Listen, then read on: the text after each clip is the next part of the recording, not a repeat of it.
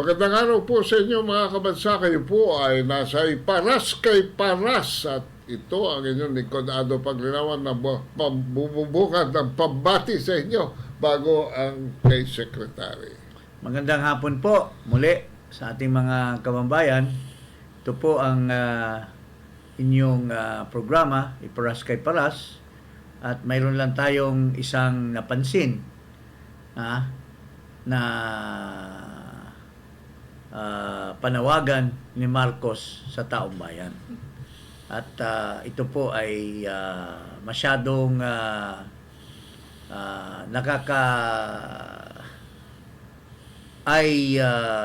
eye-opener or nakakapataas ng kilay dahil gusto niyang ipapairal ang nangyayari sa mga Pilipino nung martial law ng kanyang tatay. Ito po, pakinggan natin. Pagka meron tayong patay, nakalagay dyan, RIP, rest in peace. Siyempre, yan din ang ninanais natin para sa aking ama. Ngunit hindi sapat na sasabihin lang natin rest in peace. Para mag-rest in peace ang aking ama, kailangan ipagpatuloy natin ang trabahong sinimulan niya, ipagpatuloy natin ang pagpaganda ng Pilipinas at ang pagmamahal sa Pilipino. Dapat naalala sana niya noong undas na kailangan niya magpasalamat muli kay Pangulong Duterte na pinagbigyan ang kanyang tatay na ilipat doon sa libingan doon sa Ilocos na puno ng wax yung tatay niya at magkaroon ng dignidad. Although he may not be a real hero of the Philippines during the war, but pinayagan ni Pangulong Duterte na malibing, disente sa libingan ng mga bayani. Con todo de ceremonias. Pero, imbis niya maalala, mukhang pinapa-intensify nila or niya at sinusunod ng kanyang mga alagad, yung mga kanyang mga kung sa Bisaya pa yan, yung mga iro-iro niya na himukin si Duterte. They are trying to dig things that have already been closed and were given so much respect and adherence by the Filipino people during his time as president. Pero in spite of the clamor of the yellow, the clamor of the leftist movement who put Marcos, who were victims of Marcos atrocities during the martial law, anong pinaggagawa mga kababayan? Hinihimok nila si Marcos, paring Ado. What can you say? Well, ang kanyang sinasabi ay para ipagpatuloy. Pero para sa akin, hindi lahat ng nagawa ni Marcos ay dapat ipagpatuloy. Yung vision niya for a egalitarian society, yan dapat ipagpatuloy para sa kinabukasan ng mga mamamayan. Pero marami rin siyang ginawa na hindi dapat ipagpatuloy. No? Yung karahasan, yung violation ng human rights, yung martial law, yung yuko niya sa mga Amerikano na alam naman nila, ng mga Marcoses, ng mga Amerikano. No, galit siya sa Amerikano. Kasi I think that's not a valid hindi, kaya nga siya statement na na si Marcos Sr. ay friends of the Americans. He was at the very end, he was very much disappointed by the Americans. These were the very people who supported the movement, the People's Power movement. Kaya nga, pinilay ng mga Amerikano ang ating ekonomiya, Jing. At yan ang nagbunsod para maghilap ang Pilipinas at siya ay palisin. Precisely, that's the point na sabi nga nitong anak, ipagpatuloy natin, parang ma-inspire tayo dito sa Undas, ipagpatuloy natin ang magandang ginawa ng aking tatay. Paano mo ipagpatuloy? Ito, siguro si Ginang Eta Rosales, kaibigan ko ito, kasama ko sa Congress. At yung kanyang ibang mga kasama, they fought hard against na Marcos. They fought hard to claim the money as compensation for them because they were incarcerated. Look at this Pasig development and the two companies of Marcos which owns Philcomsat, PLDT, itong yung Pasig property dyan ng Ortigas. So, ito yung kumpanya na nag-accumulate ng wealth. Kasi noong panahon ni Marcos, I should know that because bawat lucrative business na intrahan ng isang Pilipino, isang entrepreneur, para magkaroon ka ng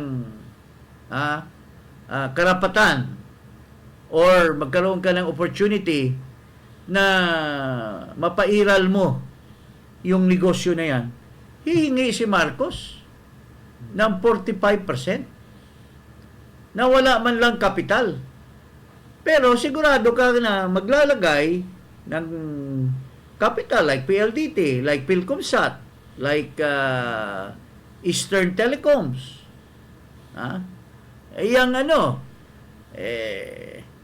Yung Unilab. Nakalusot lang yan si Campos. Kasi noong si Salonga at saka si Diaz were the first PCGG commissioners, nag-turn over daw kaagad si Campos, dito sa Mid-Pasig Development Corporation at saka yung isang company na ito ang mga pag-aari ni Marcos na pinatago sa akin.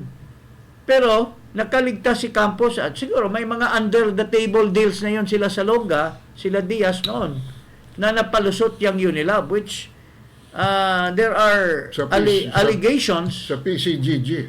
There are allegations that was part of Marcos company. Alam mo ba unang ginawa nitong Marcos Jr. nung siya mag-assume? Inabolish niya kagad ang PCGG. Because in-erase niya yung because trace. he does not.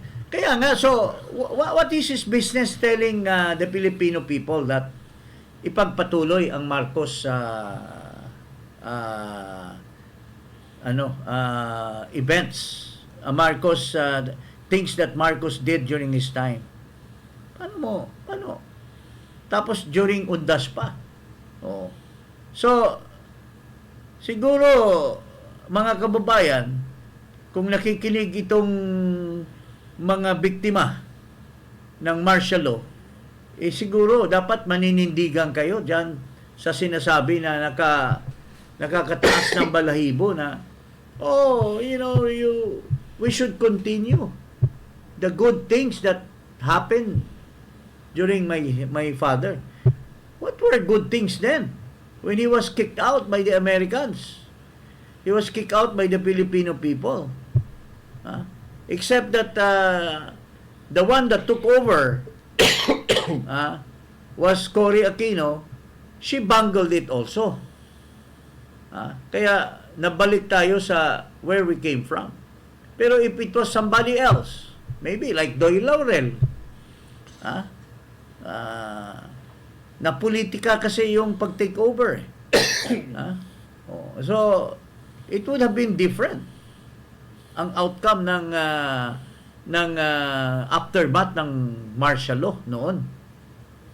Siguro isang nakikita nating pinapatuloy ni Marcos itong sinasabi nilang secret martial law or undeclared martial law that's going on in our country At today. saka yung cronyism.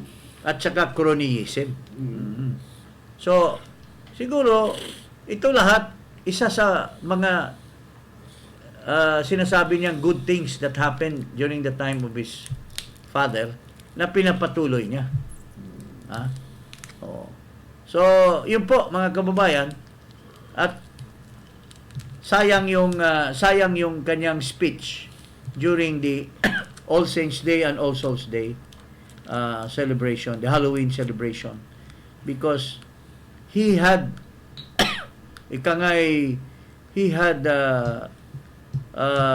really saddened a lot of people who were victims of martial law, who never believed that the things that Marcos did during that time was really good for the country. Yun po ang masasabi ko. And now, going to another topic, ito po ay isang tao na dapat imbestigahan sa Senado. I ask nga Senator Bato kasi itong taong ito pinagbigyan, he was a nobody at the time, pero dahil may nagbulong kay Bato na matapang daw ito na PNP, pinagbigyan at ginawang commander doon sa Albuera, Leyte. At ito, pakinggan natin itong testimony nitong si Espinido. So nung kayo po yung nagkausap ni Chief PNP Bato de la Rosa, ano po yung mga specific instruction niya or marching order po sa inyo? Ang instruction lang na tulungan mo ako, Juby, at saka si President Duterte about this war against illegal drugs. So dapat galingan mo ikaw ang i-assign ko as Chief of Police ng Albuera. So dapat mawala na yung mga drugs sa Albuera. So Your Honors, yun yung natandaan ko. Meron po ba siyang sinabi kung paano mawawala ang mga drugs sa Albuera? Any specific instruction? Your Honor, Mr. Chair, ang police, isa lang ang word, general word na ibigay. Lahat alam na namin ang isang meaning din. Ano po yun? Pag sabi na mawala, kasali na yung mamatay. Mamatay? That is very obvious for us, an officer, So pag Your Honor. sinabi po sa inyo na mawala, ibig sabihin, mamatay, tao po. So, by all means, Your Honor. By all sasabi means. ko. Yes. Okay. Binigyan siya ni out of so many PNP, ito ang pinagbigyan, itong kumag na to.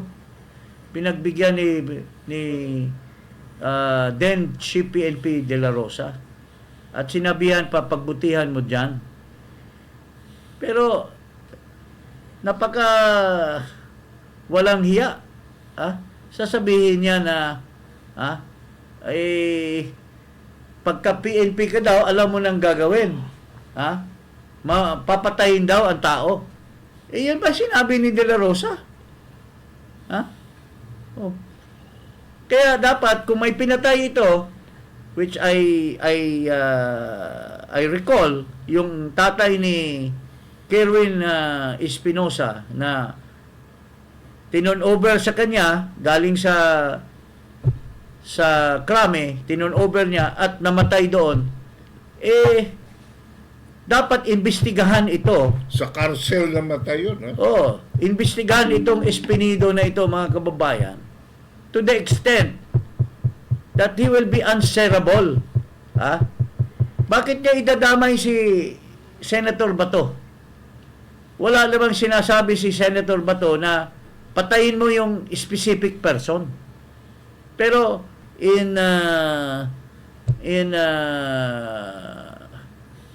understanding the order of Bato, eh, ha?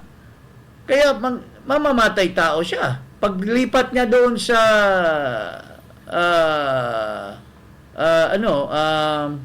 doon kay Parahinog, marami rin namatay doon. Siya naman ang, dahil nga nasa utak niya na sinabi ni Bato, pagbutihan nyo, hintuin nyo ang drugs, nasa utak niya na, pag mag-shortcut ako, pag uubusin ko ito sila kasi para ma-eradicate ko yung drugs, I have to kill them. That's exactly what he had revealed in the Quadcom hearing. And therefore, sinabi ko nga kay Senator Bato, dapat po maayos ang pagtatanong niyan to the extent that he will be made to admit that those people namatay during his leadership as PNP, he should be made responsible for committing those crimes. By his own admission under oath. Oo. Diyan sa Senado. Sa House of Representatives. Oh. So, patuloy natin yung sinasabi nito. Sila ang bumubuo ng sindikato sa loob ng PNP. Apat lang na halimbawa ko sa lahat na ang member ng PNP na magsasabi ako nandyan ang pinakamalaking organisasyon ng criminal groups. Number 1, 2013, sino ang involved na nangyari ang Ninja Cups? PNP. Even that si PNP itself is the one. Kung natandaan natin yan, ang Ninja Cups, saan yun galing? Pangalawa, yung Korean businessman na kinidnap, pinatay sa loob ng Kampo Krami. Sino naman ang involved? That is PNP EIDG, Anti-Illegal Drugs Group. Member ng PNP, sabihan ko na lang member ng PNP kasi allergy ang PNP. Kung hindi natin nalagyan ng PNP, members. Mr. Chair, may I proceed to Colonel Espinido, Mr. Chair? Please proceed. Thank you, Mr. Chair. Colonel Espinido, pumasok ka sa PNP service noong 1996, tama ba? Yes po, Your Honors, Mr. Chair.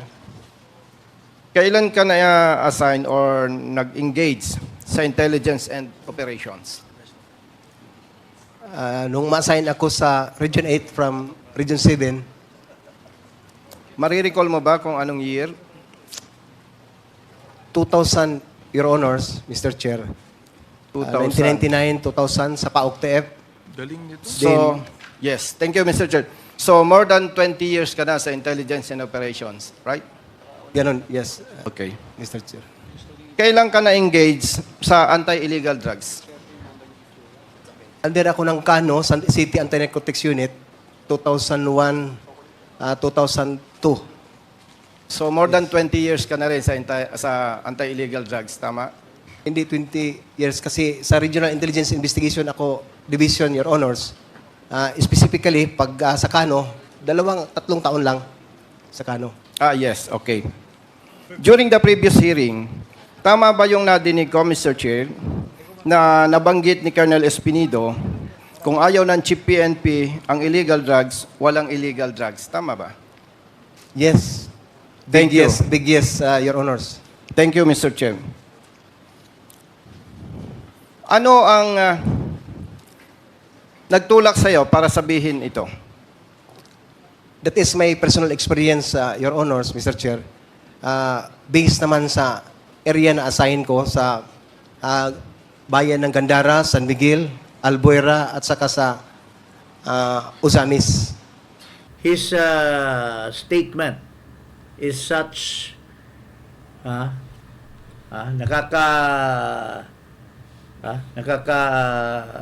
ano sa ating damdamin. Can you imagine? Sabihin mo na the Philippine National Police is the biggest crime, the biggest crime group in the country.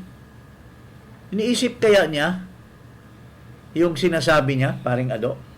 Wala siyang respeto sa sarili niyang uniforme. How can you God. There are so many good Philippine cops. There are so many na mga maayos na mga pulis. Pero inilahat mo.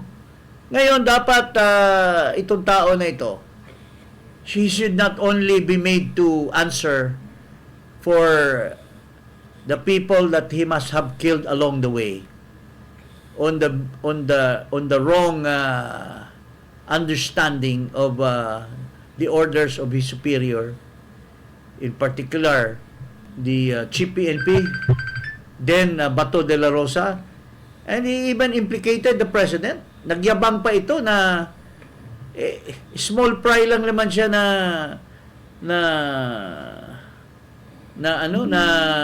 opisyal, police chief of police man lang ini-implicate pa niya at nakakapunta pa daw siya kay Duterte. How could that be? And implicating every policeman as part of the biggest crime group in the country, which is the PNP. Papayagan ba ito? Si Marbel, payagan mo ba ito na sabihin niya na ngayon, hindi pa naman yata retired ito And he has implicated the PNP. Tapos ang kanyang mga example are just isolated cases. Tinanong siya nitong Busita na ano ka ba? Are you aware of mayroon bang police na involved sa EJK? Mayroon bang police na involved sa... Oo siya ng oo. So siguro, dapat, para mapatunayan, he should be made to tell the committee, specifically the Senate, kasi dapat ito, imbestigahan ng Senate, dapat i-identify niya yung mga pinagtuturo niya. Otherwise, kawawa naman ang mga ibang magagaling na mga PNP, matatalino na mga PNP, mga matino na mga PNP personnel. Kung nilalahat na niya na ang organization where all these PNP personnel officers belong is the biggest crime organization in the country. Hindi ba, paring Ado? Can you give your... What's going on in my mind here is, ito ba talaga narrative niya o pinasasabi lang na ibang tao sa kanya? Is he being coached to say these things, or are this really his genuine observation and experiences? Kasi as a law enforcer, he should know the implications of what he's saying. And the first thing that he's doing is incriminating himself. Yun ang hindi ko maintindihan sa taong ito. And this is under oath. Dito tayo pwede magsabi na under oath. And because of that, he has to be investigated. Not just because under oath, but because of his own admission, he has, submitted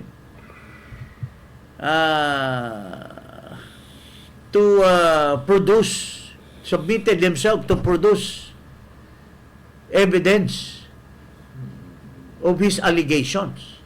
Like, sino yung involved dyan sa AJK? Sinabi niya, alam daw niya, may mga pulis na sa AJK. So, sabihin mo ngayon, sino yung involved sa illegal gambling? Sabihin mo ngayon.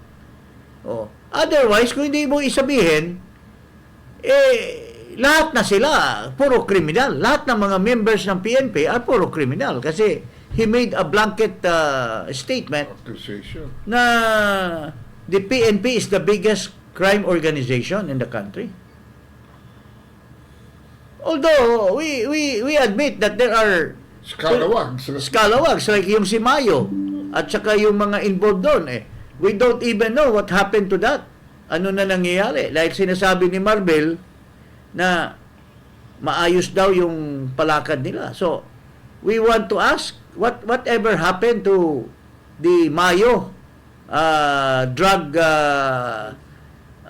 accumulation where there were PNP personnel involved, nilalagay nila yung mga ano doon sa mga kotse nila.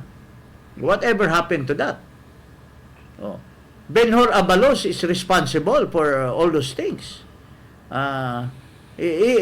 Tapos bigla na lang siyang umalis at maging because of his being ambitious. Pero he has never told the public na yung pinaimbestiga ko ay ito po yung ano. So he is answerable to the Filipino people during this election. And that's not only that. May mga pinaresign siyang mga officials. Whatever happened to that? Mayroon ba siyang findings na yung mga pinaresign niya ay talagang involved sa criminality? Hindi lahat ng mga ilan lang naman ang mga scalawags dyan. Pero itong binitawang salita nitong Espinido na ito, hindi dapat papalampasin ito ng mga kasama niya sa Philippine National Police. Nakaramihan ay matitino. This is an accusation. False generalization. On each Philippine National Police operatives. Officials and employees. Including Marbil. Including Marbil. Kasi ngayon, siya ang chief PNP, under niya ito So, ibig sabihin, ang sinasabi nito, si Marbil is the head of the biggest crime organization in the Philippines. That's exactly what this Espinido is saying. And yet, itong si Busita, akala mo kung anong mga tinatanong. These were serious line of questions. Tapos gustong tumakbo na maging senador.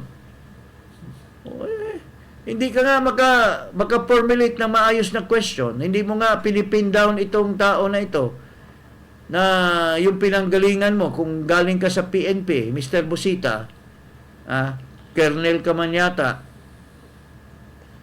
at you took advantage of the poor motorcycle people and the pedicab drivers and the bicycle na riders at ginamit mo sila for your becoming a congressman at ngayon gusto mo pang gamitin sila maging senador. You cannot even formulate a question that would pin down this guy who told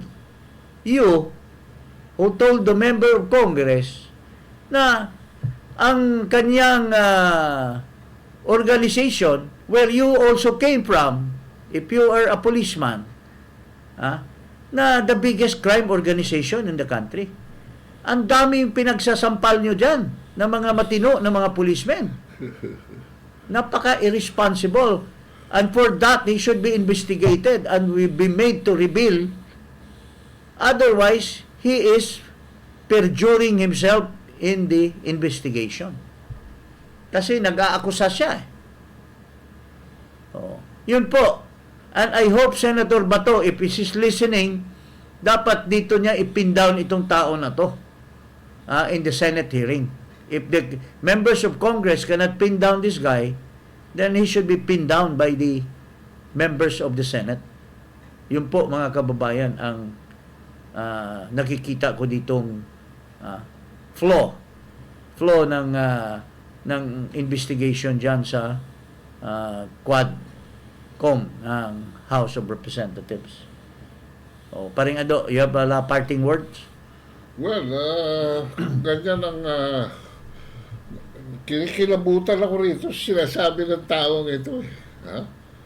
Because, ano pa, saan pa tatayo ang four legs ng ating law enforcement? Oh. At sinasabi niya dito pa, yung tungkol sa rules and regulations of the PNP. Yung sinasabi nila na yung instruction, Yeah. ano ba yung words na yung ginamit ng na if you're instructed to yung rules ng PNP.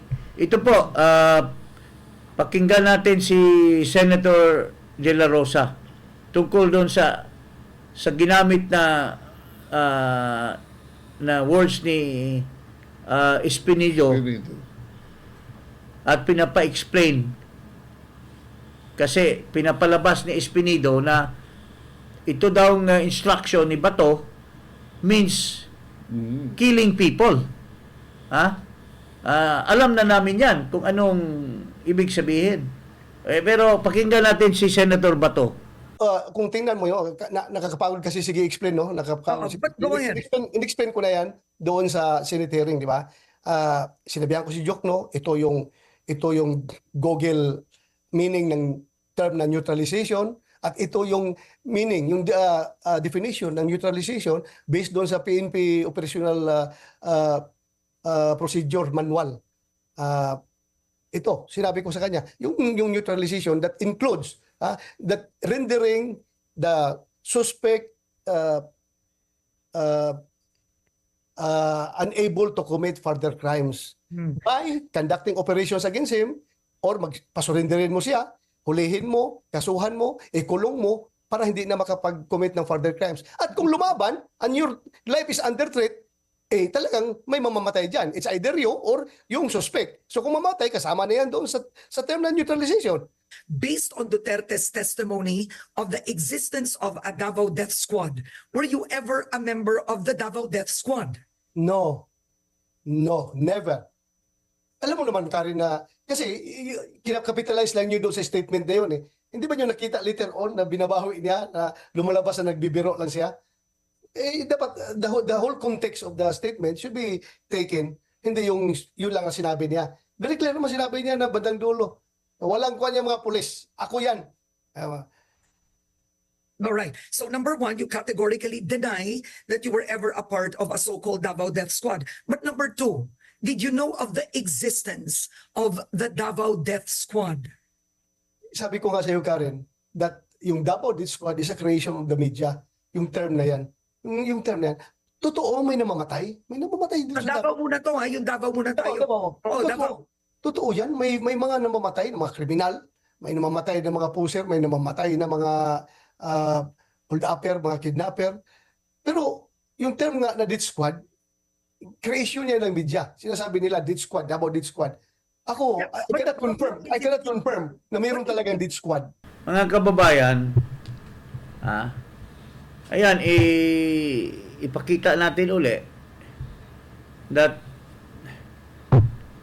there is no Davao Death Squad. Because until now, ilang taon na inimbestigahan ni De Lima, dalawa lang tao yung nagsasabing there is, yung Las Cañas at saka yung Matabato. And if you trace it, there were allegations that these people were paid just to demonize Duterte. Kasi kung totoo yung investigasyon ni De Lima, she would have already identified the people who perpetrated the Davao Death Squad. Kasi may mga maraming namatay. So you have to link this to the killer, di ba? Paring Ado? So bakit hanggang ngayon wala pang naipaila ng kaso? And Duterte categorically said, when he was asked, I think it was Jinggoy who asked, mayroon ba talagang Davao Death Squad? Duterte said, there is none. Are you member of the Davao Death Squad? No. I don't know about that Davao Death Squad. So, that is the prevailing statement of Duterte. Itong pinagsasabi ni Karen, I don't know where she got it. I don't know, hindi yata niya binasa ng mabuti yung transcript or hindi yata siya nakinig mabuti, in the narration of facts of Duterte when he was allowed to make a statement, and Jinggoy raised that question, said, I am not aware of the Davao Death Squad. If ever he mentioned about Bato, and ito mga member ito ng DDS, it was meant to be just to Ingest. just to enliven or to confuse the hearings. But the bottom line is na whether he mentioned it or he didn't mention it, are there evidence that Duterte is involved in so-called Davao Death Squad? Is there evidence to show that he participated and he has certain people who identified him na inutusan ako ni Duterte, patayin yun. Until such time that the DOJ or any private person for that matter who files a case, then these are all hearsay. In fact, the president said, why is it that up to now, wala pa pinapile ang DOJ? Oh. Yes. So, kung talaga meron Yung kayong sinasabi hard niya, evidence, bigay nyo na. siguro, I think it was just, hunch. He was just, since he knows that the PNP were not involved, if indeed there were killings attributed to the PNP, it was because it's a legitimate self-defense. Operation. But if there is indeed sinasabi niya na baka yan, baka yung mga mayayaman na may mga balil, na mga vigilantes. Dahil nga may alsamasa rin doon. May alsamasa, they may be the one, but wala siyang kinalaman doon.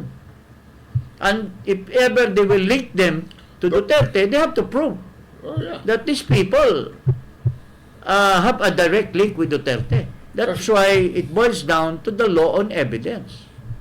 Kasi dyan sa Davao, nagkaroon ng vigilantilism eh. Yes. Oh.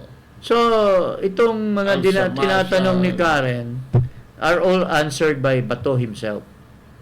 And if we link that to the testimony of this guy, itong kumag na Espinido, na lahat ng mga policemen pinag-akusan niya na membro ng biggest crime organization, it is debunked by Bato in his interview with Karen Davila. So yun lang po mga kababayan. And I hope the Senate investigate finally Espinido, because marami siyang masyado siyang inakusa ng mga members na matitino ng mga PNP officials, personnel, and ang mga sundalo ng PNP. Huwag kalimutang mag-subscribe dito sa Paras kay Paras at i-click ang notification bell. Mag-subscribe na rin kayo sa YouTube channel ko at Ado Paglinawan. Magandang hapon po, Iparas kay Paras.